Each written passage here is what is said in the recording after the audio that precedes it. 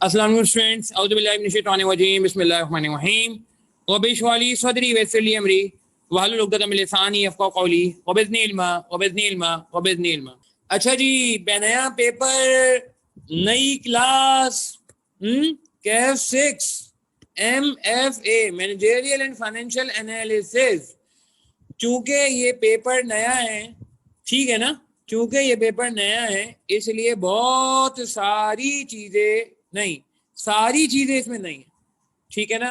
Syllabus में क्या है, सिलेबस में जो है वो कौन सा एरिया जो है वो ज्यादा है, कौन सा कम है, ये सारी बातें हम करते हैं, ठीक है ना। और ग्रेड से भी स्टार्ट करते हैं, मगर एक बात तो तय है कि आई कैप ने पहली बार ये पेपर कैफ लेवल पे लॉन्च किया। क्या आई कैप ने पहली बार सीए में लॉन्च किया है? इसका जवाब थोड़ी देर में मिल जाएगा, ठीक है। एक मुख्तलिफ जाविये से आज की क्लास होगी, आज का सेशन होगा। अनफॉर्चुनेटली बारिश की वजह से जो है वो थोड़ा शॉर्ट करना पड़ गया, because I was stuck in my office, थोड़ा मसला था वहाँ पे, निकलने में प्रॉब्लम हो रहा था। बट ये कि आज की जो वीडियो है, आज का जो लेक्चर है, आपको बिल्कुल डिफरेंट नजर आएगा। एक और पॉइंट ऑफ व्यू एमएफए के रिलेटेड, कि एमएफए एक्चुअली कहाँ से आया, कहाँ से इंस्पायर किया है, ठीक है ना।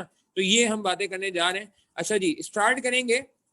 ये पूरा हैंडआउट आपके लिए तैयार किया गया है और एक और हैंडआउट भी आपके व्हाट्सएप में मौजूद है, ठीक है जी। तो किस तरीके से लेके चलेंगे, क्या अप्रोच होगी हमारी, क्या क्या चीजें हमारे पास कवर करेंगे, सारा का सारा एरिया हमारा आज की इस एजेंडे में शामिल है। अच्छा जी, तो ये किन लोगों को देना है जी? ये उन लोगों को देना है जो नई स्कीमें सेक्शन बी में होंगे। ये उन लोगों को देना है जिन्होंने पुरानी स्कीम में बीएमबी जिनका पास नहीं है। ये उन लोगों को देना है जो पुरानी स्कीम में है और बीएमबी उन्होंने अटेम्प्ट नहीं किया, ठीक है ना। ये वो लोग जो हैं वो हमारे पास एमएफए का पेपर दे रहे होंगे, ठीक है जी। तो ये स्कोप हो गया हमारे पास। अच्छा जी, कितने एरियाज हैं जी? 3 एरियाज हैं, A B C. Managerial analysis कहाँ से आया जी, कुछ बताते हैं? कुछ जानकारी है इसके बारे में आपको? ये एरिया कहाँ से आया है? कैन एनीवन टेल मी कि ये एरिया आपको किस सर से मिला है? सही है, सही है। और ठीक हो गया, सही हो गया। बीएमबीएस, ठीक है, बीएमबीएस सही है, ठीक है जी। आवाज आ रही है आपको, जवाब आ रहे हैं। बीएफडी का एरिया ये नहीं है, ये बीएफडी का एरिया नहीं है जी। MSA2, ओ माय गॉड, ये सीक्रेट क्यों बोल दिया ऐसे अरसलान? कॉज बीएमबीएस बीएफडी नहीं, एक ही बात हो रही है, सिर्फ एक ही बात हो रही है, मैनेजरियल एनालिसिस। ये कहाँ का एरिया? ये तो बीएमबीएस है। चैप्टर 2 होता था आपका? हाँ भाई, चैप्टर 2 होता था आपका? किसी को याद है चैप्टर 2 बीएमबीएस में एक होता था? हाँ, तो ये चैप्टर 2 का एरिया है, प्लस इसमें कुछ सीए फाइनल की चीज है, कुछ सीए फाइनल का जो बीएमएस है वहां से कुछ एरिया निकाला गया है। अगर मैं एसीसीए को देखूं, क्योंकि मेरी इस पे रिसर्च चल रही है अल्हम्दुलिल्लाह, इस पे मेरी रिसर्च जारी है, ठीक है जी। तो अगर मैं एसीसीए से देखूं तो एसीसीए में एक चीज होती है, एसीसीए का F1 नाम सुना है किसी ने? F1 एक पेपर होता है एसीसीए में। अच्छा, मैं अपने बारे में भी इंट्रोड्यूक्शन दूंगा भाई, जिन लोगों को मेरे बारे में नहीं पता, थोड़ा सा मैं आपको अपने बारे में भी इंट्रोडक्शन देता हूँ, मगर पहले जरा सब्जेक्ट रिलेटेड बात हो जाए। एसी का पेपर होता है F1 और एक एसी का पेपर होता है SBL। जो एथिक्स का एरिया SBL से आया और बाकी एरिया F1 से आया, और हम सीए की लैंग्वेज में बोले तो BMBS में, ठीक है जी। सिनेरियो बेस्ड हो सकता है जी, बहुत अच्छी बात की आपने, बिल्कुल जी, सिनेरियो बेस्ड हो सकता है, सिनेरियो बेस्ड हो सकता है, ये बिल्कुल पॉसिबिलिटी मौजूद है, ये बिल्कुल पॉसिबिलिटी मौजूद है। अच्छा जी, ये एक पहला एरिया बीएमबीएस है, ठीक है जी। दूसरा एरिया कौन सा है? दूसरा एरिया कौन सा है जी?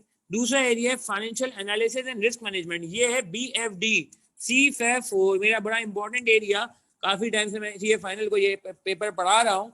C-FAB4 BFD में जो है ये एरिया देखने को मिलता है। सी एरिया कौन सा है जी? Budgeting and projection. ये वो एरिया है जिसको कॉस्टिंग में लोग थोड़ा सा डिफिकल्ट समझते थे, मुश्किल समझते थे, जान जाती थी।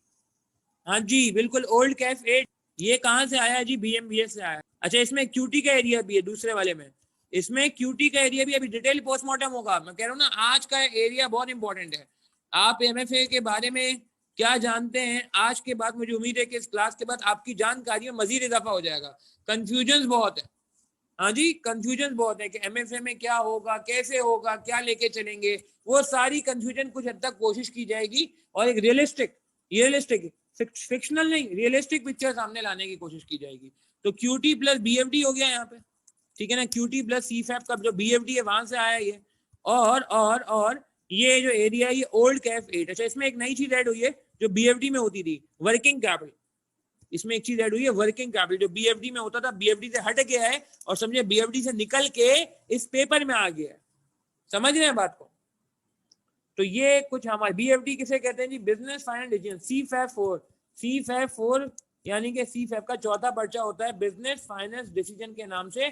CFAP की चीजें समझ लें आपके पास यहाँ आ गई। अच्छा मैं थोड़ा अपना बैकग्राउंड दे दूं कि भाई ये पेपर मैंने क्यों पढ़ाने का सोचा, क्या शौक चला भाई, कॉस्टिंग पढ़ाते थे सर आप, ये क्यों पढ़ाने लग गए आप। थोड़ा सा मैं अपने बारे में बात कर लूँ भाई कि सऊद तारिक नाम है तो आप जानते ही हैं, जाहिर सी बात है। ठीक है जी, मैं थोड़ा ब्रीफ बताऊंगा, ज्यादा डिटेल नहीं बताऊंगा, वो मैं कॉस्टिंग बता चुका हूँ। 2005 से मैंने जो है 2005 से मैंने सीए की टीचिंग शुरू की। 2006 में मैंने अपना ओ लेवल्स कंप्लीट किया, 8 में अपना ए लेवल्स कंप्लीट किया, ज्यादा डिटेल नहीं बताऊंगा मैं। ठीक है जी, 2010 में अपना ACCA भी कंप्लीट कर लिया अल्हम्दुलिल्लाह, एंड 2014 में सीए क्वालिफाई हुआ। ACA दिसंबर 14 में वो क्वालिफाइंग अटेम्प्ट थी। ठीक है जी, KPMG में मैंने आर्टिकलशिप की हुई है, और उसके बाद मैंने कोई जॉब की, और उसके बाद 2018 से लेके आज तक मैं अपनी एक फर्म चला रहा हूँ जिसका नाम है सऊद तारिक एंड को। ठीक है जी, गुड न्यूज़ भी कुछ है मेरे पास फर्म से रिलेटेड अपनी, वो इंशाल्लाह कुछ टाइम में आपको सोशल मीडिया में नजर आ जाएगी इंशाल्लाह। खैर, तो ये क्या कहते हैं आपका अल्लाह भला करे, थोड़ा सा मेरा ब्रीफ इंट्रोडक्शन है टीचिंग से रिलेटेड। अगर मैं बात करूँ, ठीक है, तो आई एम डबल क्वालिफाइड अल्हम्दुलिल्लाह, CA भी और ACCA भी। टीचिंग मैंने 2005 में शुरू कर दी थी, जब मैं ओ लेवल में था। पाक स्टडीज पढ़ाने से मैंने शुरू किया, थ्योरी एरिया से मैंने अपनी टीचिंग शुरू की है जी, कैलकुलेशन से शुरू नहीं की, थ्योरी से शुरू की। पाक स्टडीज में मेरा A आया था, तो आई स्टार्टेड टीचिंग पाक स्टडीज। देन पाक स्टडीज के बाद मैंने इस्लामियत पढ़ाया, उर्दू वगैरह भी पढ़ा दिया था। फिर 2005 से लेके 2014 तक I was teaching O levels, A levels, ACCA। O level में मैं क्या पढ़ाता था, इकोनॉमिक्स वगैरह पढ़ाता था। ACCA में मैंने जो है वो एक पेपर होता है F1, ये भी पढ़ाया है, F9 पढ़ाया है जो BFD का प्रीवियस वर्जन होता है। ACCA में मैंने F7 पढ़ाया है। ठीक है, ACCA में मेरी पाकिस्तान वाइड पोजीशन भी है, ये बात मैं पिछली कॉस्टिंग वालों से करना भूल गया था। पाकिस्तान वाइड मेरी पोजीशन रही है 2009 में। इन ACCA का एक पेपर होता है F7, पता नहीं आपने जानते हो नहीं जानते हो, F7 होता है फाइनेंशियल रिपोर्टिंग का।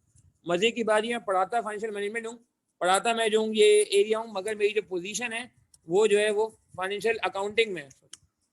ठीक है ना, FA फाइनेंशियल अकाउंटिंग, जो कि F7 का होता है। खैर, तो ये थोड़ा ब्रीफ। अच्छा, ये जो टीचिंग रही है मुख्तलिफ चीज़ों की टीचिंग है 2014 तक, एंड 2014 से मैंने CA फाइनल पढ़ाना। CA फाइनल का एक पर्चा होता था, मैथ्स सबसे मुश्किल तरीन पेपर माना जाता था CA का, अल्हम्दुलिल्लाह वो पढ़ाना शुरू किया।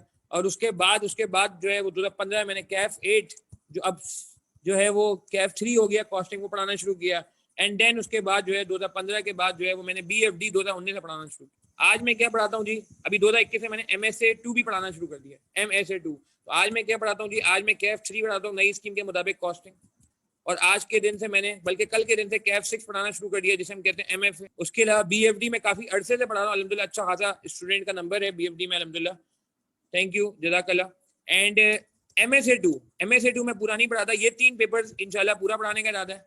MFA कैसे पढ़ाएंगे पूरा, इसमें मैं बात करूंगा। सर आप कैसे पढ़ा लेंगे पूरा पेपर, इसमें बात करूंगा। MSA जो है ये मैं पढ़ाता हूँ पार्शल। ये मेरे साथ एक और टीचर होते हैं सर फुरकान अहमद, वो जो है MSA का अच्छा खासा एरिया देखते हैं, और मैं उसमें जो है वो एक और पोर्शन जो है वो उनके साथ शेयर करता हूँ।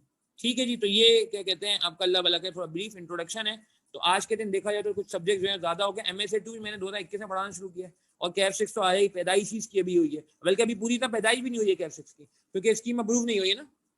आज की डेट में तो स्कीम अप्रूव नहीं हुई मेरे ख्याल से 23 सितंबर को, तो कह सकते हैं कि ड्राफ्ट स्टेज में, तो पैदाइश पूरी इतना हुई नहीं है पेपर की। बट खैर, हमें पता है कि कोई इम्कान है कि पेपर तकरीबन ऑलमोस्ट फाइनल है, इसलिए जो है वो आपको पढ़ा दिया जा रहा है।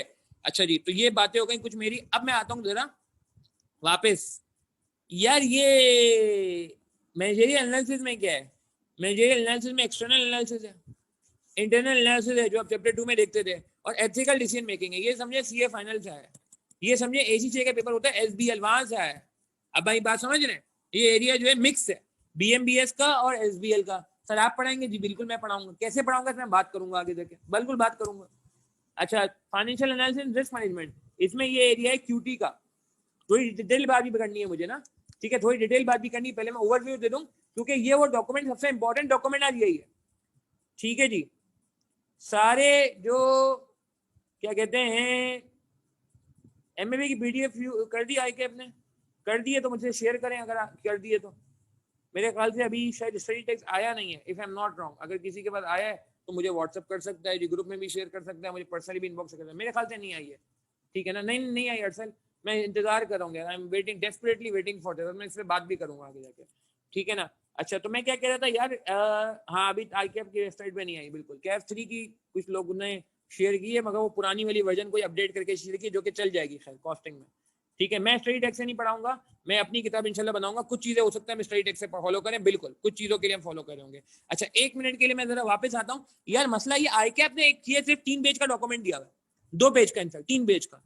यहाँ से लेके यहाँ तक जो आया ना वो ICAP ने दिया हुआ है। अभी हमारे पास सिर्फ इन 3 के अलावा कोई ऑथेंटिक चीज नहीं है।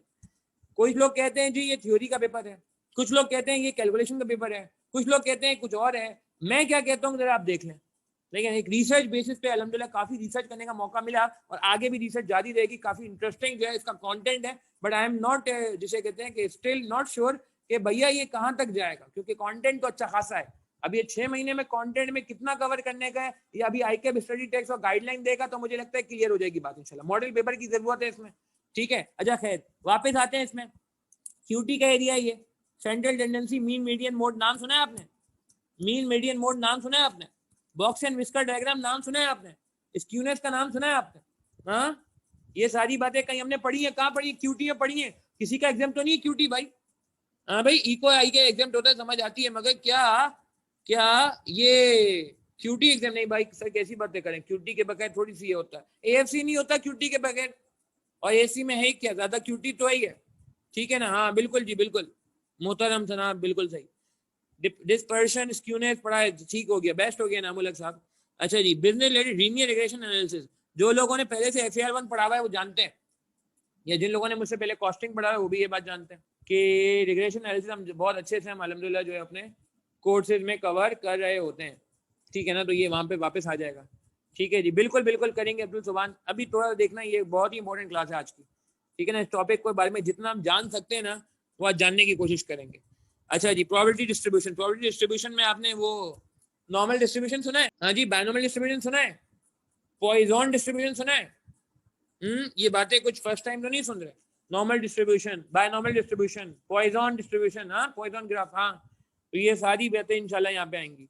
इन्फेरेंशियल स्टैटिस्टिक्स, हाइपोथेसिस टेस्टिंग, ये सब हैंडआउट में कवर्ड आगे जाके आ रहा है। तो ये QT का एरिया है। फिर आ जाए जी हमारा favourite area, favourite area BFD CFA 4।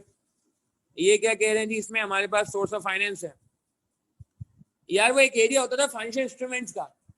जो लोग कॉस्टिंग का बैकग्राउंड रखते हैं, पुरानी कॉस्टिंग, जो लोग कैफ 8 का बैकग्राउंड रखते हैं वो जानते हैं फाइनेंशियल इंस्ट्रूमेंट्स के नाम से एक चीज होती थी, डेट से फाइनेंस करें, इक्विटी से फाइनेंस करें। हाँ, डेट की वैल्यू, इक्विटी की वैल्यू नहीं है, मैं पढ़ाऊंगा यार, टेंशन की बात नहीं है भैया। मैं आपका QT का टीचर भी हूँ।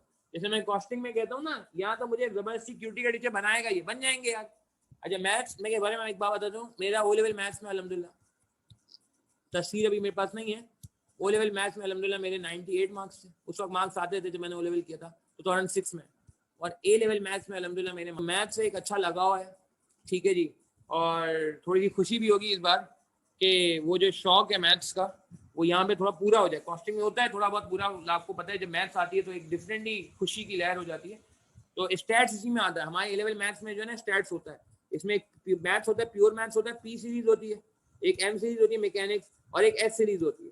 तो स्टैटिस्टिक्स भी हमारे A लेवल मैथ्स में कवर्ड है जी, अच्छा खासा है। इसका पेपर ही अलग है, A लेवल मैथ्स में स्टैटिस्टिक्स से पेपर ही अलग होते हैं, S1 और S2। ठीक है जी, कैसी बातें कर रहे हैं उमर शाकिर, नहीं यार आप माशाल्लाह आगे जाएंगे और आगे जाएंगे हमसे भी यार। खैर, तो ये अल्हम्दुलिल्लाह, खैर ये सारा एरिया जो मैंने एरिया में पढ़ा था, नाउ इट्स टाइम कि उसको मैं अपने पुराने रजिस्टर निकालूं और वो नॉलेज आपको वापस ट्रांसफर करूं। आपको भी आती है मगर जाहिर सी बात है एक रिफ्रेशर टाइप की चीज यहाँ पे करनी पड़ेगी आपके साथ, सही है ना? और उसका थोड़ा एडवांस लेवल में। अच्छा, एक बड़ी इंपॉर्टेंट चीज है जो इस पेपर के बारे में लोग मिस कर रहे हैं, स्टूडेंट्स मिस कर रहे हैं। कल मैं देख रहा हूँ सोशल मीडिया में किसी ने बड़ी प्यारी बात की MFA के बारे में, बड़ा मुझे अच्छा लगा। किसी ने स्टूडेंट्स के ग्रुप में शेयर किया, मतलब बहुत अच्छा लिखा था। उसने बोला भाई इस पेपर में BMBS है, इस पेपर में BFD है, इस पेपर में QT है, इस पेपर में कॉस्टिंग है, इस पेपर में बिजनेस कवर्ड 12 बार। ये किसी ने देखा था कि काफी ग्रुप्स में मैं देख रहा था स्टूडेंट्स के जो है वो ये शेयर हो रहा था कि जी MFA के बारे में अंडर एस्टिमेट ना किया जाए, क्योंकि इसमें 1 2 3 4 एथिक्स भी है 5, और बिजनेस कवर्ड 12 बार आया हुआ है। तो एक ये मिक्स सब्जेक्ट है। और अभी आपको मैं सस्पेंस नहीं रखूंगा, अभी थोड़ी देर में मैं आपको क्लियर भी कर दूंगा कि यार ये कहाँ से आई, किसका बेबी है, ये पेपर किसका बेबी है। ठीक है, बाकी बचा क्या, ये बात भी है। QT पसंद नहीं है कोई बात नहीं यार, ऐसे पढ़ा देंगे QT इंशाल्लाह, उम्मीद करते हैं कि आपको परेशानी नहीं होगी इंशाल्लाह, ठीक है ना। इतना क्यूटी की ये नहीं, वापस क्यूटी नहीं पढ़ाएंगे कि मतलब क्यूटी की क्लास लगे, नहीं, क्यूटी लिंक विद दिस। तो खैर अच्छा, ये हो गई बात बीएफडी का एरिया। इसमें इस्लामिक फाइनेंस, या जब मैंने एसीसीए को पढ़ा है लास्ट, अच्छा लास्ट मैंने एसीसीए को कब पढ़ा है, मैंने एसीसीए को अभी 2019 में भी पढ़ा है, 2019-20 में भी पढ़ा है, मार्च 2020 के लिए। कुछ स्टूडेंट्स थे जिनको एसीसीए पढ़ना था, तो मैंने मार्च 2020 के लिए, एसीसीए का पेपर होता है F9, पता नहीं आप जानते हो नहीं जानते, F9 FM भी कहते हैं उसको, आज के दिन में उसको FM कहते हैं, फाइनेंशियल मैनेजमेंट कहते हैं। ये एरिया मैंने पढ़ा, मेरा बड़ा दिल खुश हुआ, मेरा बड़ा दिल खुश हुआ जब मैंने क्या देखा। बीएमबीएस पसंद नहीं, कोई बात नहीं थी, हर चीज पढ़ानी पड़ेगी आपको तो कोई मसला नहीं है। मैं बड़ा दिल खुश हुआ जब मैंने क्या देखा, यकीन करें ये इस्लामिक फाइनेंस कब, एसीसीए में बहुत अरसे, मगर अनफॉर्चुनेटली हमारे घर में, हमारा घर कौन है, आई कैप है, हमारी बॉडी में, हमारी प्रोफेशनल बॉडी में, हमारे सब पेपर्स में, हमारे सिलेबस में ये नहीं होता था, ये नहीं होता था। ढूंढता रहा मैं, जब मैं बीएफडी पढ़ाने बैठा एसीसीए में, जब मैं पढ़ाता था F9, उसके बाद मैंने बीएफडी पढ़ाने की ठानी अल्हम्दुलिल्लाह। और अल्लाह का करम है, अल्लाह का बहुत एहसान है, जितना भी मैं शुक्र अदा करूँ अल्लाह ताला का, अल्लाह ने उसमें बड़ी इज्जत दी हुई है। तो वहां पे मैं ढूंढता रहा कि यार ये मुझे इस्लामिक फाइनेंस मिल जाए, नहीं मिला, नहीं मिला, बिल्कुल बिल्कुल छोटा भाई है P4 का, सही कह रहे हैं, F9 जो है वो एसीसीए के पेपर P4 का छोटा भाई है। खैर, तो कहने का मतलब है कि इकोनॉमिक्स में है, अच्छा इकोनॉमिक्स में, दैट्स गुड, दैट्स गुड, अच्छी बात है यार, होना चाहिए, क्योंकि यार ये इतनी कामयाब हो रही है माशाल्लाह दुनिया में, कि यूके में बहुत ज्यादा फॉलो हो रही है। आपको पता है यूके में ट्रेडिशनल बैंकिंग की जगह लोग इस्लामिक बैंकिंग फॉलो कर रहे हैं। वो अलग बात है, पाकिस्तान में मुझे इस्लामिक बैंकिंग के रूल से कोई खिलाफ नहीं, माशाल्लाह बहुत बेहतरीन rules, on paper it's best, world best I guess, but unfortunately Pakistan में कुछ प्रैक्टिस ऐसी है जिसकी वजह से डाउटफुल हो जाता है, कायबोर के रोल की वजह से कुछ जगहों में डाउटफुल हो जाता है। बट वैसे बात की जाए, आप पढ़ेंगे बहुत मजा आएगा, आपको लगेगा हाँ यार ऐसा लग रहा है बैंक नहीं है, ये आपका पार्टनर है, बैंक का रोल ट्रांसफॉर्म हो जाएगा, चेंज हो जाएगा, आपका पार्टनर बन जाएगा। तो ये एरिया भी इंशाल्लाह आपके पास जो है यहाँ पे आएगा, कंप्यूट कॉस्ट ऑफ इक्विटी, इसका मतलब थोड़ा बहुत इकोनॉमिक्स भी आ गया ना लिस्ट में, इस लिस्ट में मैं इकोनॉमिक्स भी ऐड करूँ थोड़ा बहुत, खैर बट खैर चलो छोटा सा एरिया तो जाने देते हैं। अच्छा और क्या है जी, वैक, जिन लोगों ने वो पढ़ा हुआ है कॉस्टिंग, उनको याद है कॉस्ट ऑफ कैपिटल नाम की एक चीज होती थी, हमें किसी को याद आ रहा है टाइम वैल्यू मनी के सवाल में, कोई टेंशन ना ले, किसी ने कॉस्टिंग नहीं पढ़ा हुआ तो ये नहीं कि पेपर नहीं दे सकता भाई, जिन्होंने कॉस्टिंग नहीं पढ़ा उनको बेसिक से पढ़ाया जाएगा। मगर किसी को याद आ रहा है टाइम वैल्यू मनी में एक वर्ड होता है कॉस्ट ऑफ कैपिटल, हाँ भाई वही कॉस्ट ऑफ कैपिटल क्या होता है, वैक कहते थे इसको प्यार से, तो ये वैक आ गया, वैक को मिस कर रहे थे स्टूडेंट, ले जी वैक आ गया, एग्जामिनर बोला ये लीजिए वैक, ये लीजिए वैक, डिस्काउंटेड, यस वेरी गुड, नहीं एड बैक नहीं, वो तो डेप्रीशिएशन होती है, हमजा नहीं चंदा, वो डेप्रीशिएशन होती है, ये डिस्काउंटेड होता है, तो ये ना डिस्काउंटेड वैक, ये आएगा cost of debt, cost of equity. अच्छा जी, NRI capital asset sensitivity to systematic risk, expected rate of return and risk free assets. एक चीज होती है पोर्टफोलियो थ्योरी, स्टॉक मार्केट कैसे ऑपरेट करती है, स्टॉक मार्केट में कौन से शेयर की प्राइस बढ़ जाती है, किन कौन से शेयर में इन्वेस्ट करें, कौन सा शेयर बेच दें, ये सारा एरिया बीएफडी का बड़ा इंटरेस्टिंग एरिया पोर्टफोलियो। बीएफडी का कितना एरिया सर यहाँ आ गया ये मैं आपको बताऊंगा अभी, बीएफडी का कितना एरिया यहाँ पे फॉल करा है ये मैं बताऊंगा, अभी आगे चलेंगे, बहुत इंपॉर्टेंट सेशन है आज का। अच्छा जी, रिस्क मैनेजमेंट टेक्निक, ये होता है फॉरेक्स, आजकल बड़ा मसला चल रहा है, डॉलर का रेट क्या चल रहा है किसी को पता है भैया, डॉलर का रेट क्या चल रहा है किसी को पता है, बिल्कुल बिल्कुल 169, 165 नहीं यार पुरानी बात हो गई मामूला, 169 170 के आसपास हो गया, नहीं 164 पुरानी बात हो गई, हुसैन साहब, यूसुफ जुनैद सही कह रहे हैं, उमर शाकिर सही कह रहे हैं, अवैस मार्काटिया सही है, आई गेस 170 के आसपास है, वेरी राइट वेरी राइट। तो भैया ये क्या नाम है आपका, अल्लाह भला करे, डॉलर का रेट तकरीबन तकरीबन इतना ठीक हो गया, ठीक है जी। अच्छा अब मैं क्या कहता, हाँ तो यार ये डॉलर महंगा होता है तो मुझे पता है अच्छी बात है बुरी बात है, पाकिस्तान के लिहाज से डॉलर महंगा हो ये अच्छी बात है या बुरी बात है, पाकिस्तान की जो कि इम्पोर्ट बहुत ज्यादा है ये बुरी बात है जी, पाकिस्तान की इम्पोर्ट ज्यादा है ना, फंस जाएंगे, सारा पेट्रोल डॉलर में इम्पोर्ट हो रहा है, सारी मशीनरी बाहर से आ रही है, अगर डॉलर महंगा होगा तो क्या होगा, एक मशीन अगर आपने $1 मिलियन की मशीन आपने $1 मिलियन के लिए, वो मशीन महंगी हो जाती है, और सॉरी डॉलर महंगा हो जाता है, बैठे बैठे $1 मिलियन का नुकसान, बैठे बैठे 10 लाख रुपए का नुकसान। हाँ एक्सपोर्टर को फायदा है, एक्सपोर्टर को फायदा है, मगर इम्पोर्टर को क्या है नुकसान, इम्पोर्टर को क्या है लॉस, ठीक है ना। तो ये एक कैसे कवर किया जाए हेजिंग के थ्रू, एक चीज होती है हेजिंग, हेजिंग दो तरह की होती है, एक करेंसी की हेजिंग होती है और एक इंटरेस्ट रेट की, एक करेंसी की हेजिंग होती है और एक इंटरेस्ट रेट की हेजिंग, ये दोनों हेजिंग हमारे बीएफडी में भी है, और ये दोनों हेजिंग बड़े मजे की बात है कि हमारे पास कैफ 6 में भी आ जाएगी, आ जाएगी। अच्छा जी, ये सी एरिया, सी ग्रेड कौन सी है, ये सी ग्रेड वो है जो बच्चों को बहुत मुश्किल लगती थी पहले कॉस्टिंग में जब थे, मगर अब यहाँ पे आसान लगेगी, क्यों भाई, जाना पहचाना बंदा होता तो दिखने में आसानी हो जाती ना। आप किसी ऐसी जगह चले गए, अजनबी जगह में चले गए, पहली बार उस जगह का दौरा कर रहे हैं, कोई जान पहचान वाला बंदा सिर्फ नजर भी आ गया ना शक्ल वाला, तो आपको दिल दिल दिल दिल खुश हो जाता है, कहते हाँ यार इसको देखा है मैंने, सही ना, देखा है इसको। डिसीजन मेकिंग बिल्कुल पढ़ना पड़ेगा यहाँ पे। ये जो एनपीवी आईआरआर है ना, टाइम वैल्यू मनी है, इसके लिए आपको डिसीजन मेकिंग आना चाहिए, क्योंकि रेलेवेंट एनपीवी में जो हम यूज करते हैं रेलेवेंट कैश फ्लो यूज करते हैं। एनपीवी में क्या यूज करते हैं, रेलेवेंट कैश फ्लो इस्तेमाल करते हैं। तो बिल्कुल ये हमें आनी चाहिए, बिल्कुल आए। कॉस्टिंग नहीं पढ़ा, टेंशन की बात नहीं, टेंशन की बात नहीं, नहीं पढ़ा तो मैं आपको बता दूंगा, ठीक है। तो बजटिंग बहुत हार्ड टॉपिक था, बिल्कुल सही है, मगर अब आपको यहाँ पे अच्छा लगेगा। अब आप यहाँ बोलेंगे यार क्या कहते हैं, हाँ बिल्कुल जुजदान बजटिंग सेम ही है कॉस्टिंग वाला, ज़्यादा चेंजेस नहीं है जुजदान, ठीक है। तो एनपीवी खैर वापस आते हैं, बजट सारे उसमें आएंगे, external internal analysis using and QT. अच्छा आपने चीज नोट की, ये बजटिंग में कुछ एडवांस बातें भी हैं, एडवांस बातें भी हैं, देखें गौर करें क्या लिखा हुआ है, forecast using external internal analysis and QT. ये वर्ड तो ऊपर गया कहीं, बल्कि मैं इसको दूसरे कलर से हाईलाइट करता हूँ, मैं इसको दूसरे कलर से हाईलाइट करता हूँ, देखिएगा ये याद आ रहा है, ये रहा। अब आपको मैं यहाँ से गेम चेंज करता हूँ, अब यहाँ से आप फोकस करिएगा प्लीज, यहाँ से आप फोकस करिएगा, यहाँ से गेम चेंज हो रही है, क्यूटी का एरिया ये रहा। इसने क्या लिखा प्लीज देखिए, यहाँ से गेम चेंज हो, इसने क्या लिखा, मैं वापस पढ़ता हूँ। प्रिपेयर बजट एंड प्रोजेक्शन, कह रहे बजट प्रोजेक्शन बनाइए, एंड फोरकास्ट यूजिंग और फोरकास्ट करिए किसको, यूजिंग एक्सटर्नल, किसको यूज करके। अब आपको एक चीज याद है, कॉस्टिंग में भी होती है और आई होप दूसरे पेपर में भी होती है, मर्जिंग ऑफ टॉपिक। हाँ भाई, मर्जिंग ऑफ टॉपिक्स, क्या होता है मर्जिंग ऑफ टॉपिक्स, कि एक टॉपिक दूसरे टॉपिक के साथ मर्ज हो के सवाल बनाता है एक नेक्स्ट लेवल का। एग्री करते हैं यार, कॉस्टिंग में होता था ना, process costing merge with standard costing, process costing merge with relevant costing, process costing merge with CP analysis, process costing merge with absorption and marginal।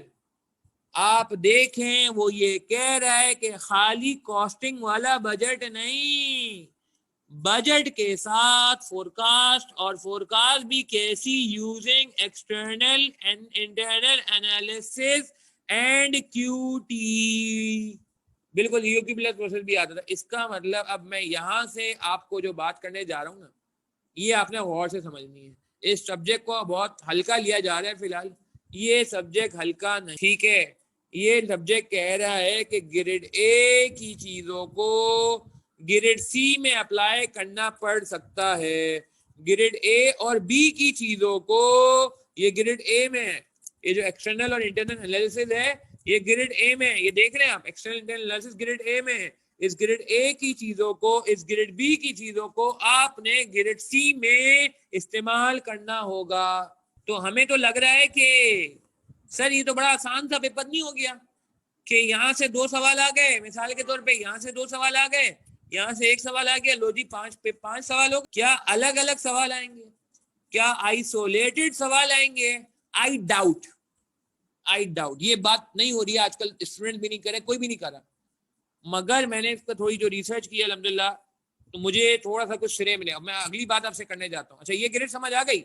सुने मैं एक दफा ग्रिड दिखा रहा हूँ, याद रखिएगा। ग्रिड मैंने क्या बताया, ग्रिड में मैंने बताया कि भाई ग्रिड ए है बीएमबीएस, ग्रिड बी है क्यूटी प्लस बीएफडी, ग्रिड सी है पुराना कॉस्टिंग जिसको मैं बीएफडी कहूंगा, और plus working capital. Working capital कहाँ से आया जी? बीएफडी से आया।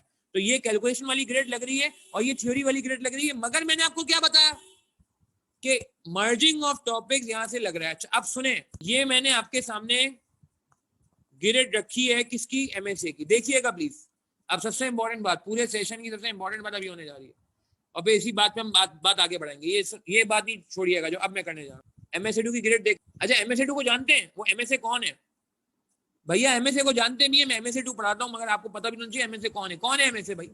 कौन है एमएसए? पहले पीआरसी है जो मैं नहीं पढ़ाता, अब एएफसी होता था ना पहले, अब पीआरसी हो गया। अब फिर कौन है? कैफ है, जैसे मैं 3 और 6 पढ़ाता हूँ। फिर कौन है? कैफ के बाद जब आप इंशाल्लाह फर्म में चले जाएंगे, बड़े हो जाएंगे, समझदार हो जाएंगे और प्रोफेशनल हो जाएंगे, आप फर्म में चले जाएंगे, आप सी फैप है, जिसमें कितने पेपर होते हैं? 6 पेपर होते हैं, या मैं सी फैप और बीएफडी पढ़ाता हूँ, ठीक है। और सी फैप के बाद कौन है? एमएसए है। एमएसए में कितने पेपर है भैया? एमएसए में कितने पेपर हैं भैया, पता है आपको? किसी को पता है भाई? बताओ, जल्दी बताओ। Multi subject assessment, yes, multi subject assessment कहा जाता है। ये आखिर में होता है, इसमें 2 पेपर होते हैं। अब मैं देखो सबसे इंपॉर्टेंट बात करने जा रहा हूँ। कौन से? कौन से? MSA 1, MSA 2, MSA 1, MSA 2। अच्छा, MSA 2 के बारे में किसी को पता है? MSA 2 के बारे में किसी को पता है? MSA 2 क्या होता है? MSA 2 कब दे सकते हैं? कभी भी दे सकते हैं।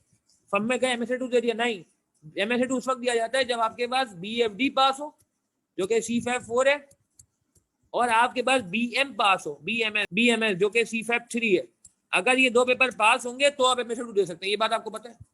रिस्ट्रिक्शन है, सबसे इंपॉर्टेंट बात हो रही है सेशन की, जाना नहीं है इस बात। BFD प्लस BM ये दोनों पास होंगे तब जाके आप MSA के लिए एलिजिबल होंगे।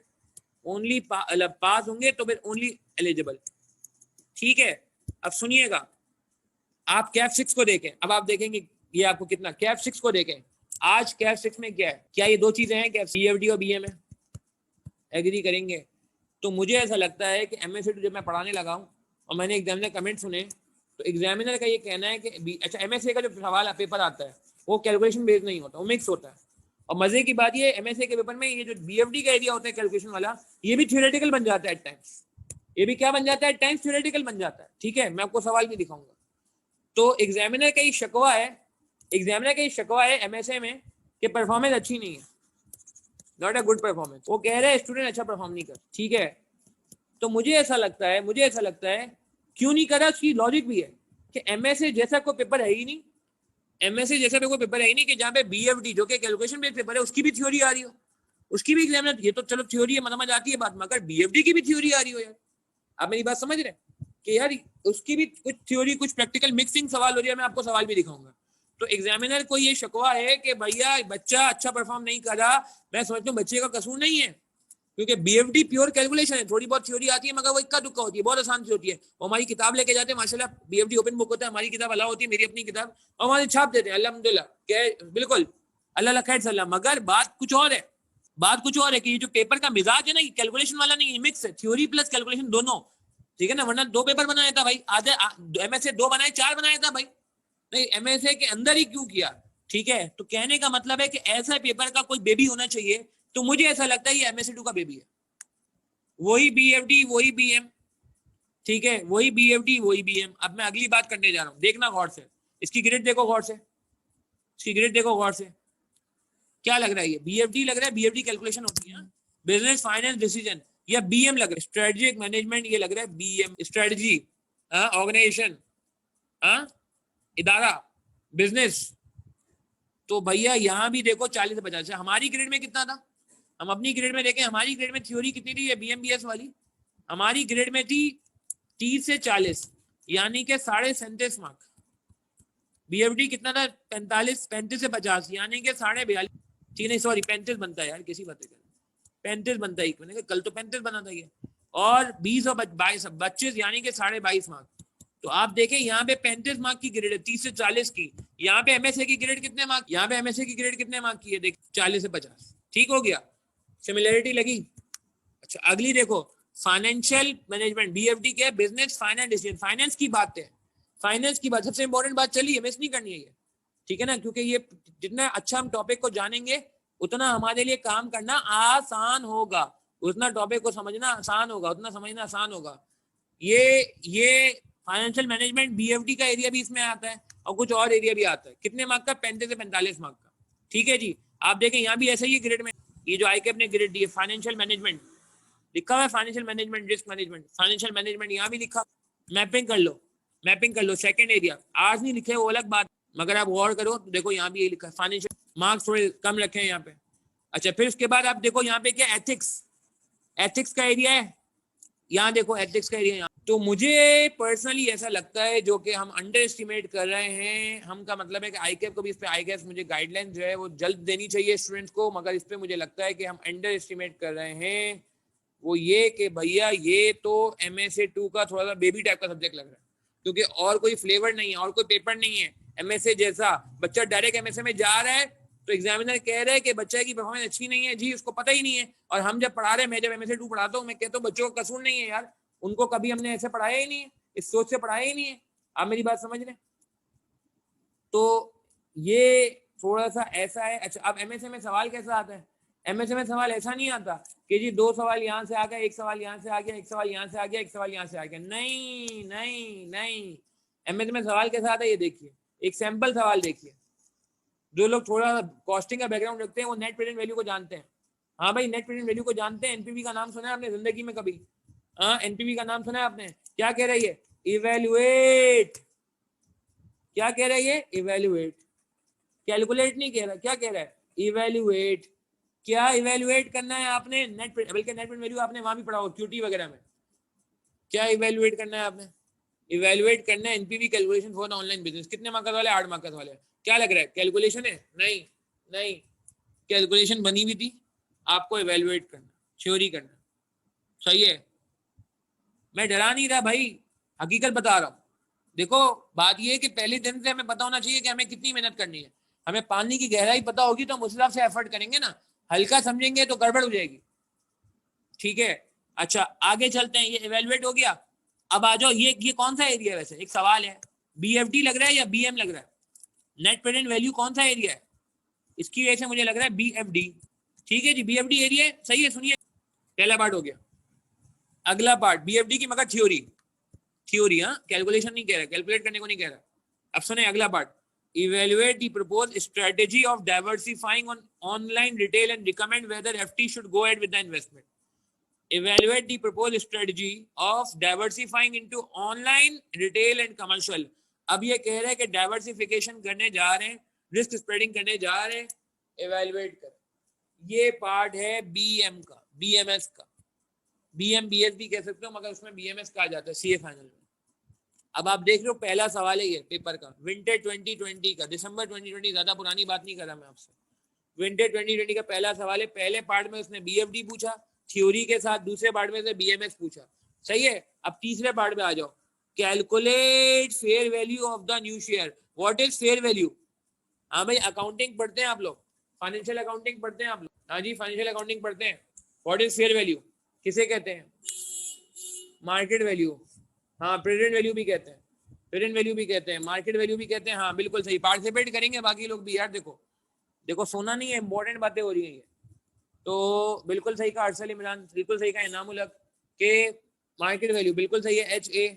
ठीक है जी, मार्केट वैल्यू निकालनी है नए शेयर्स की, that will be issued on the Pakistan stock exchange using the price earning ratio and free cash flow. Free cash flow आ गया, free cash flow equity method, briefly evaluate किया, तो ये बीएफडी आ गया। अब आप देखें पहला पार्ट बीएफडी प्लस थ्योरी, दूसरा पार्ट बीएमएस, तीसरा पार्ट वापस बीएफडी। देख रहे हैं आप एक ही सवाल में। अब चौथे पार्ट पे, सी पार्ट पे आ जाए, explain how big data could be used. अच्छा, डाइवर्सिटी ऑन, जैसे एक सवाल है, हाँ, big data could be used. Big data क्या होता है? बहुत बड़ा डेटा, मैसिव डेटा। आपको आइडिया है फेसबुक का स्कैंडल हुआ था कुछ टाइम पहले? किसी को याद है फेसबुक का एक स्कैंडल हुआ था? जब ट्रम्प इलेक्शन जीता था तो लोगों ने इल्जाम लगाया था कि फेसबुक ने शायद डेटा लीक किया, फेसबुक ने डेटा मिसयूज हुआ है, पर्सनल डेटा चला गया है। आजकल व्हाट्सएप पे भी मसला चल रहा है। कुछ आइडिया है तुम लोगों को? बिग डेटा, डेटा का बड़ा मसला है। Data is the new gold. Have you heard about it? कि दुनिया में डेटा की बड़ी अहमियत बढ़ती जा रही है वक्त के साथ साथ। सलमान एंड ही करेंगे क्लास को ना 8:15 बजे इंशाल्लाह, आधे घंटे में एंड करेंगे, 25 मिनट में इंशाल्लाह। हाँ जी, तो भैया बात ये है कि ये जो एरिया है आपको क्या लग रहा है, ये कहाँ से है? बीएफडी से। How book data could improve the compatibility of EFT। Google भी, हाँ, गूगल को भी पकड़ा था, बिल्कुल सही कहा, गूगल को भी पकड़ा था, अब्दुल समान कह रहे हैं। ये बी पार्ट कहाँ से आ गया? ए पार्ट जो है बीएफडी था, सेकंड बीएमएस था, बी पार्ट बीएफडी था, सी पार्ट जो है बीएमएस आ गया। अब आप देख रहे हैं बीएफडी, थ्योरी, बीएमएस, ये सब आ रहा है। अब डी पार्ट में आ जाए, ethical instance, ethical instance, ethics आ गया डी पार्ट में। एथिक्स क्या है? बीएमएस है। तो मुझे बताएं, ये तो एक ही सवाल में मिक्स प्लेट है, कनेक्टेड है, अलग अलग थोड़ी है। सवाल तो एक ही चल रहा है, सिनेरियो तो एक ही चल रहा है, बार बार वो एक बातें कर रहा है और फिर वो क्या कर रहा है? एथिक्स की बातें कर रहा है, कैलकुलेशन की बातें कर रहा है, बीएमएस की बातें कर। 50 मार्क का सवाल होता है, बिल्कुल ये 50 मार्क का सवाल होता है, पहला सवाल। मगर पॉइंट क्या है, मैं कॉन्सेप्ट क्या देना चाह रहा हूँ? चलो यहाँ तक 50 नहीं हुए, कितने हुए यहाँ तक? 8 और 10 18, 27, 33 मार्क्स हो गए। कहने का मतलब है कि भैया मेरी बात समझने की कोशिश करो। मैं क्या कहना चाह रहा हूँ कि पेपर में आपको ये तीनों एरिया पे ग्रिप होनी है एक जैसी। ठीक है ठीक है ठीक है, ऐसा हो सकता है कि एक सवाल, 2 सवाल बीएमएस से आ जाए, ऐसा हो सकता है 2 सवाल BFD से आ जाए, ऐसा हो सकता है कि 2 सवाल 1 सवाल यहाँ से आ जाए, ठीक है ना, 5 सवाल हो गए। मगर ऐसा भी हो सकता है कि एक सवाल ऐसा बनाया जाए जिसमें तीनों एरिया क्या कर दिए जाएं, मर्ज कर दिए जाएं, कंबाइन कर दिए जाएं, जैसे मैंने आपको अभी MSA में दिखाया। आप मेरी बात समझ रहे हैं? तो उस केस में क्या होगा? उस केस में ये होगा कि अगर मैं ही हूँ आपका टीचर मैनेजरियल एनालिसिस का, मैं ही हूँ आपका टीचर फाइनेंशियल एनालिसिस का, मैं ही हूँ आपका टीचर बजटिंग का, तो मेरे ख्याल से फिर कंबाइंड भी कौन करा रहा होगा? मैं ही करा रहा हूँ। सही है ना? क्योंकि हम सब ने एक ही तरीके से ये सारी बातें पढ़ी होंगी, एक ही वेवलेंथ पे रह के सारी बातें पढ़ी होंगी, तो हमारे लिए कंबाइन करना, इंटीग्रेट करना, मर्ज करना आसान हो जाए। हाँ, मैं T2 में बात करता हूँ, लेवल 2 का क्या मतलब है ना मतलब, मगर आप मेरी बात समझ रहे हैं कि मैं कहना क्या चाह रहा हूँ कि यार देखो, ये ICAP के लिए नया पेपर नहीं है। ICAP ऑलरेडी ऐसा पेपर बना चुका है। और MSA कब आया है? MSA आए हुए 4-5 साल हो गए। 2017 में आ गया था MSA, 2017 में MSA आ गया था। MSA का अब आहिस्ता आहिस्ता ICAP को पेपर बनाना आ गया है। तो कहने का मतलब है, अगर आप ये सोच रहे हैं कि ये नया पेपर है, हाँ नया पेपर है, मगर आप अगर ये सोच रहे हैं कि ICAP के लिए नया है, नो नो, ICAP के लिए MSA नया था, वो ICAP उसमें भी पुराना हो गया, चीता हो गया, वो क्वालिटी सवाल बनाने लग गया वहां पे। तो भाई मेरे बात समझिएगा, अगेन मैं अपने एक्सपीरियंस की बेस पे बात कर रहा हूँ, हो सकता है मैं गलत भी हूँ, हो सकता है ICAP बोले नहीं जी हम मिक्सिंग नहीं करेंगे, एक्सप्लिसिटली बोल दे, अल्लाह करे ऐसा हो जाए। मगर मगर मगर जो मुझे अभी फिलहाल नजर आ रहा है, क्योंकि ICAP ने क्या, और ये कहां से शुरू हुई बात, ये देखें यहाँ से शुरू हुई, ये यहाँ से शुरू हुई बात कि जब उसने बजट की बात की, यहाँ खत्म कर देना चाहिए था मेरे हिसाब से, बजट इन फोरकास्ट पे खत्म कर देना चाहिए। जो पुराना कोर्स था कैफेड का, वहां आगे बात नहीं होती थी, मगर इसने आगे पूरी बात की कि यूज करें, इस्तेमाल करें, खर्च करें। क्या इस्तेमाल करें? यूजिंग, कि उसने कहा भाई ये आप इस्तेमाल करें क्या। एक और दूसरा ये कि हमारे पास एक सैंपल तो है, ठीक है ठीक है, कैफ में नहीं है, कैफ के लिए नया मैं मानता हूँ, CFAP के में भी नहीं है ऐसा कुछ, मगर MSA के अंदर आप देखो ऐसा ही तो हो रहा है कि आप देखो एक ग्रिड है, अलग अलग ग्रिड बनी हुई है, BM की अलग ग्रिड बनी हुई है, BFD की अलग ग्रिड बनी है, मगर जब सवाल आ रहा है तो मिक्स प्लेट बन के आ रहा है, सवाल आ रहा है तो मर्ज होके आ रहा है, सवाल आ रहा है तो आइसोलेशन में नहीं आ रहा, एथिक्स भी आ रहा है उसी सवाल में। तो भाई बात ये कि आपने कैलकुलेशन सही करनी है। ये बच्चे जो परेशान हो रहे हैं कि MSA में क्या होगा, I guess ICAP should clear, इसका मॉडल पेपर बनाया जाए, इसकी स्टडी टेक्स्ट जल्द मार्केट में लाई जाए, डेप्थ का पता होना चाहिए। आप मेरी बात समझ रहे हैं? क्योंकि देखो फिलहाल तो अब मसला ये ना कि देखो मैं तो, अच्छा अब सवाल कि सर आप क्या पढ़ाएंगे इसमें? भाई इंशाल्लाह अल्लाह की ज़ात से उम्मीद है और बिल्कुल नियत भी है, अल्लाह से मेरी दुआ भी है कि इंशाल्लाह ये एरिया तो देखें BFD का, ये एरिया जो BFD यानी कि ओल्ड कॉस्टिंग था, ये एरिया तो भाई ये तो अल्हम्दुलिल्लाह मैं बहुत अरसे से पढ़ा रहा हूँ, ठीक है ना। ये एरिया तो मैं 2015 से पढ़ा रहा हूँ, यकीन करिए बजटिंग और टाइम वैल्यू ऑफ मनी मैं कैफ 8 में 2015 से पढ़ा हूँ। जब मैं कैफ 8 पूरा नहीं भी पढ़ाता था, ठीक है, लिमिटेड पढ़ाता था, तब भी मैं ये एरिया पढ़ाता था। तो अल्हम्दुलिल्लाह ये एरिया तो समझो 2015 से लेके 6 साल होने जा रहे हैं। BFD भी अल्हम्दुलिल्लाह आपके सामने है जी, अल्लाह का शुक्र है जी, एक रिस्पेक्टेबल जो है नंबर ऑफ स्टूडेंट जो है वो हमारे पास होते हैं अल्हम्दुलिल्लाह, ठीक है। तो BFD के एरिया में मसला नहीं। QT मैंने आपको बताया अल्हम्दुलिल्लाह मैथ्स में हिस्ट्री रही है, तो QT में एक रिफ्रेशर टाइप की चीज हमें करनी है, मगर with a concept, with a mindset कि कहाँ कनेक्ट हो सकता है, ये बजटिंग में कहाँ कनेक्ट हो सकता है, ये NPV में कहाँ कनेक्ट हो सकता है, ये फॉरेक्स में क्या। तो वालेकुम सलाम जी, अगर BMBS में पास नहीं हो तो ये पेपर देना पड़ेगा जी। बिल्कुल हमजा, मुझे याद है 8-10 पे इंशाल्लाह मैं ऑफ कर दूंगा, बिल्कुल 8-10 पे ऑफ कर दूंगा, 8:15 बजे नमाज है, बिल्कुल 8-10 पे हमें ऑफ कर देना चाहिए इंशाल्लाह। ठीक हो गया जी कि अगेन स्कीम ड्राफ्ट है, सिलेबस ड्राफ्ट है, मगर जो पर्चे ICAP ने रिलीज किए हैं, जो बातें ICAP ने रिलीज की, उनको बारीक बीनी से देखने के बाद मैं इस नतीजे पहुंचा हूं कि यार इसको थोड़ा सा डिफरेंट देखना चाहिए। अच्छा हाँ, मैं क्या कहता, मैं क्या पढ़ाऊंगा, ठीक है जी, तो अल्हम्दुलिल्लाह QT प्लस BFD, तो ये एरिया भी अल्हम्दुलिल्लाह कोई मसला नहीं है। BFD भी जो है वो काफी टाइम से पढ़ा रहे हैं, और QT में अल्हम्दुलिल्लाह जो है वो एक पास में अच्छा मैथ्स का जो है बैकग्राउंड रखते हैं। अब आ जाए जी मैनेजरियल एनालिसिस। सर BMBS आपने कभी पढ़ाया नहीं है, BMBS आपने कभी पढ़ाया नहीं है, ये भी आप पढ़ाएंगे क्या? जी बिल्कुल मैं पढ़ाऊंगा इंशाल्लाह, बिल्कुल ये पढ़ाने का रहता है। उसकी वजह ये है कि अभी मैंने आपको दिखाया, ठीक है, MSA पूरा नहीं मगर एक अच्छा लिमिटेड एरिया पढ़ा रहा हूँ, तो आप देखें हो क्या रहा है, मर्जिंग हो रही है टॉपिक। तो इट्स बेटर कि यार मैं समझता हूँ कि एक ही फिर फ्रीक्वेंसी पे हमारा पूरा कोर्स हो, एक ही परफेक्शन के साथ हम अल्हम्दुलिल्लाह हर चीज पढ़ें, BFD वगैरह सब कुछ, ताकि जब कंसोलिडेटेड सवाल आए, जब कंबाइंड सवाल आए, जब एग्जामिनर की एक्सपेक्टेशन बढ़ जाए, ठीक है ना, तो हमें प्रॉब्लम ना हो। देखें एक बात याद रखिए, मैंने कॉस्टिंग में भी कहा था, मेरा रोल आपका लिए सिर्फ कैफ 3 या कैफ 6 पास कराना नहीं होता, ठीक है, ये बात ध्यान में रखिएगा प्लीज। हमारा अल्टीमेट ऑब्जेक्टिव क्या है? हमारा अल्टीमेट ऑब्जेक्टिव क्या है? हमारा अल्टीमेट ऑब्जेक्टिव है CA, जो कि हो नहीं सकता जब तक आप सीफैप ना कर लें, जब तक ये हो नहीं सकता जब तक आप एमएसए ना कर लें। तो अल्लाह का शुक्र है कहीं ना कहीं KF3 जो कि ग्रुप ए में, इसका एक पेपर मेरे पास है। KF6 जो ग्रुप बी में है, KF के वो उसका पेपर अल्हम्दुलिल्लाह मेरे पास है। सीफैप का एक पेपर, CFAP 4 BFD सीफैप का एक पेपर मेरे पास है, और एमएसए का MSA 2 मेरे पास है। तो एक जो कहते हैं ना कि स्मूथ रास्ता, एक स्मूथ रोड, एक स्मूथ पाथवे टुवर्ड्स सक्सेस, वो क्या हो सकता है कि देखें, वो आपको उम्मीद की जाएगी कि जी आपसे आपको सिखाई जाए, और आपसे भी उम्मीद की जाएगी कि आप उसको पॉजिटिव लें। ठीक है ना, बिल्कुल ये हम देख सकते हैं अब्दुल समी, बिल्कुल देख सकते हैं। अभी फिलहाल हमारा इरादा है कि हम ही इसको लेके चलें, बाकी देख लेंगे। तो कहने का मतलब है कि बिल्कुल, तो थ्योरी भी पढ़ा, हाँ थ्योरी के बारे में मैं ये कहूँगा कि थ्योरी पढ़ाने का एक वजह ये भी है कि कंबाइंड सवाल आएगा तो वहाँ पे आपको आसानी हो जाएगी। सही है कि भाई चलो भाई ठीक है, तीनों चीज़ की परफेक्शन है। और मैं अगर अपनी बात करूँ, ठीक है मैंने सीए में कभी थ्योरी नहीं पढ़ाई, मगर सीए से पहले जो 2014 से पहले का जो अरसा रहा है, ACCA के अंदर में ये पेपर F1, इवन ACCA में F9 में भी थ्योरी होती है। ठीक है, तो थ्योरी का एरिया अल्हम्दुलिल्लाह मैं पहले पढ़ा चुका हूँ, और A-levels में इकोनॉमिक्स का एरिया भी अच्छा खासा टाइम मैंने पढ़ाया। इवन मेरा जो टीचिंग करियर स्टार्ट हुआ था वो थ्योरी सब्जेक्ट से हुआ था। बाद में स्टूडेंट लोगों ने बोला कि यार नहीं यार थ्योरी तो पढ़ानी आसान होती है, अब कैलकुलेशन पढ़ाओ, तो मैं कैलकुलेशन पे आ गया भाई।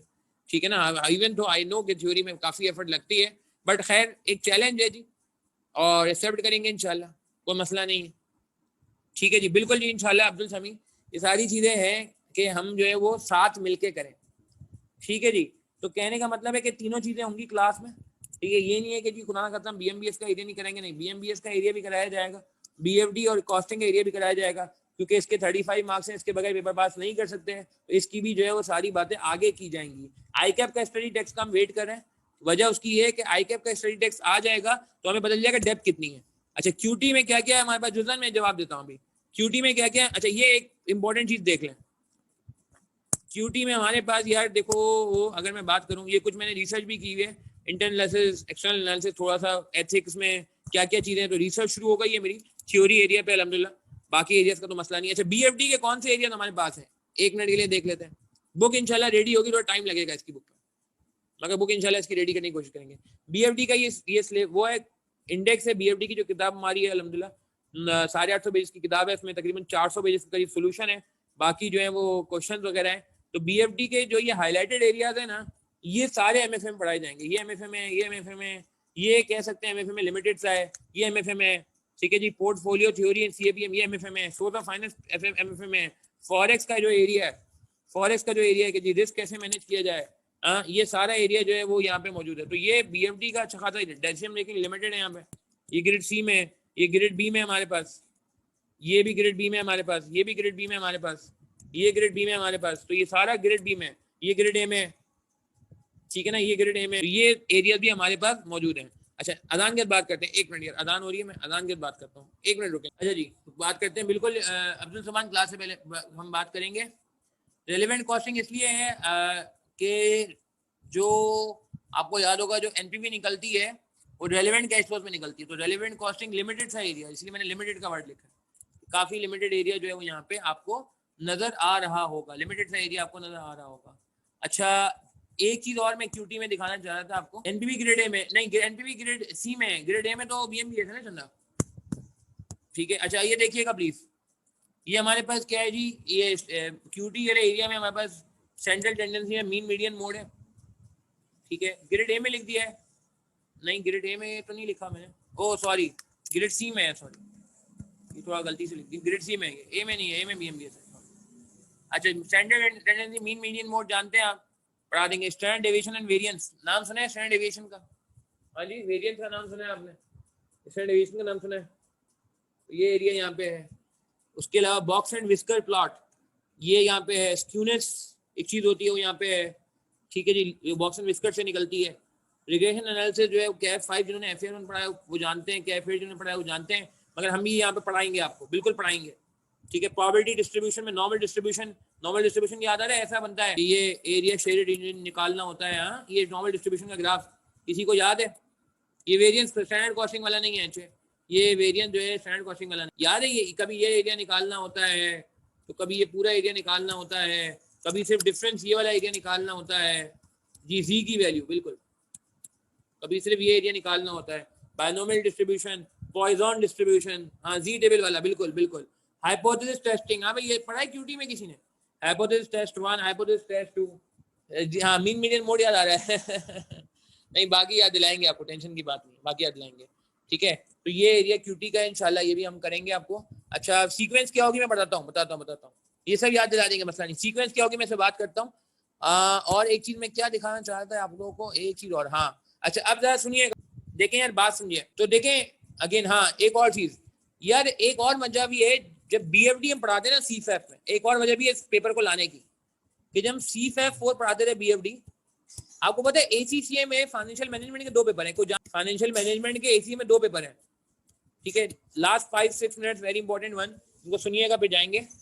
एक पेपर है F9 जिसको कहते हैं FM आज के, और एक पेपर है P4 जिसे हम कहते हैं AFM।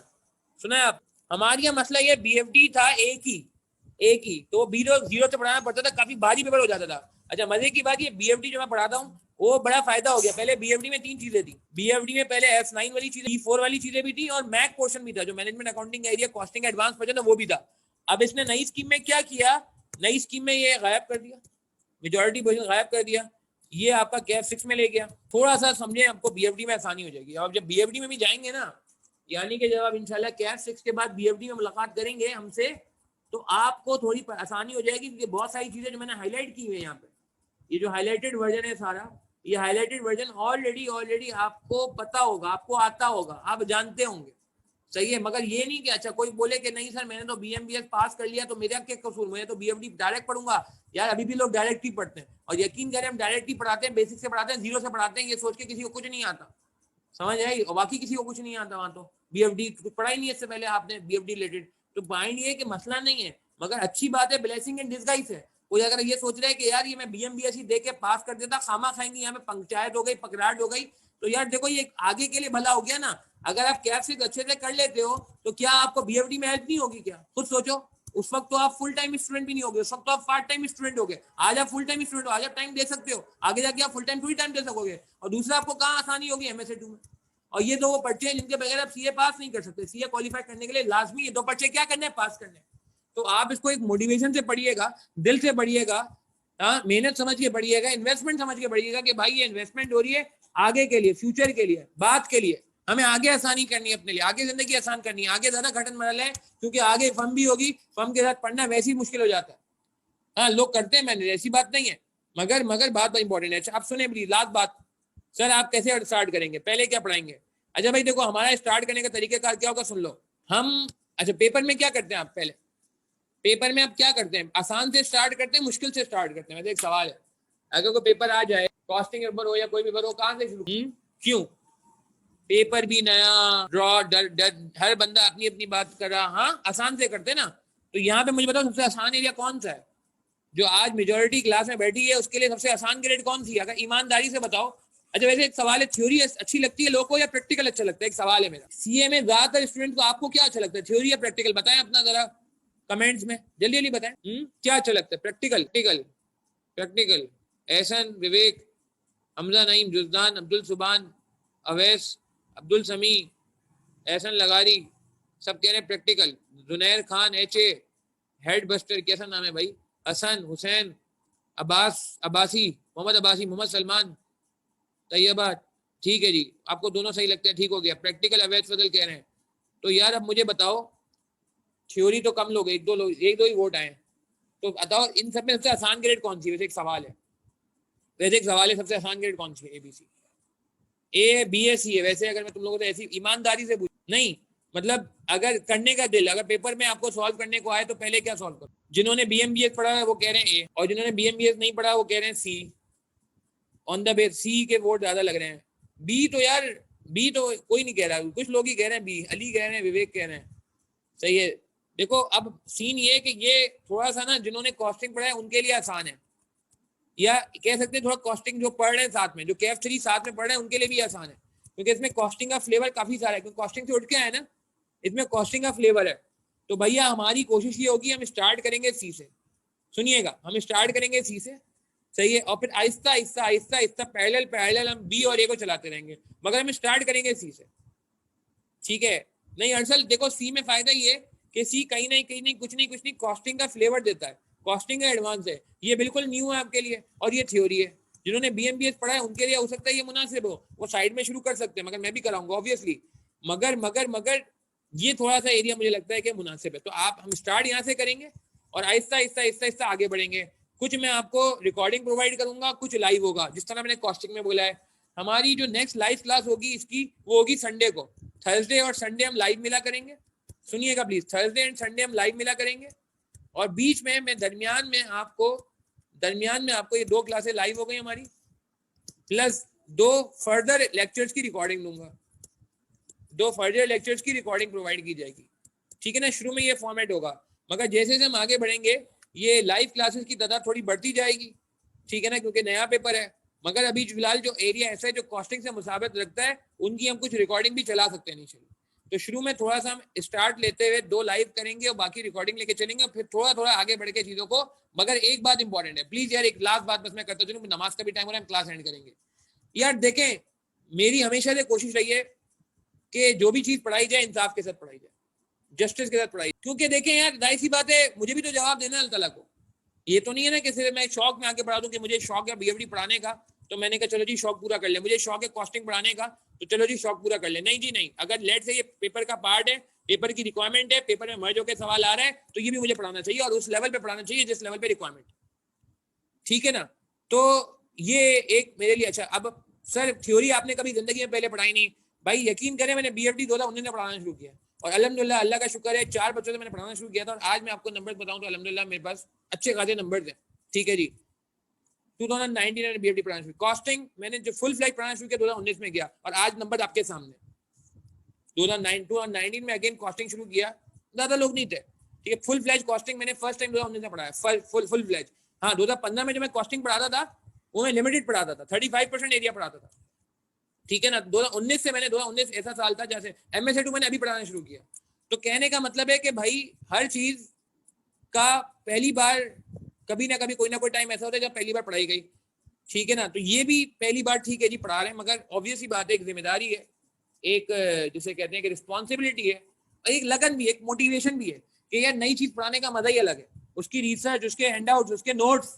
तो कटिंग लॉन्ग स्टोरी शॉर्ट, इंशाल्लाह ये पूरा कोर्स हम देखेंगे और आपसे अब जो मुलाकात होगी वो संडे को होगी। संडे का टाइम मैं कंफर्म करूंगा ग्रुप में। आपकी कोई भी क्वेरी हो, आपको पता है जी मेरा व्हाट्सएप नंबर आपके पास है, जिनके पास मेरा व्हाट्सएप नंबर नहीं है वो नोट कर लें, जो व्हाट्सएप ग्रुप पे उनको पता है मेरा नंबर, जो नहीं है वो देख लें नंबर। आपको कोई भी क्वेरी आप पूछ लें और आपकी हर क्वेरी को इंशाल्लाह रिस्पॉन्ड करेंगे, ठीक है जी। इंशाल्लाह संडे को मुलाकात होती है। आज की बातें बड़ी इंपॉर्टेंट थी, उनको आप ध्यान में रखिएगा। नमाज का भी टाइम हो रहा है, नमाज पढ़ लीजिए जी।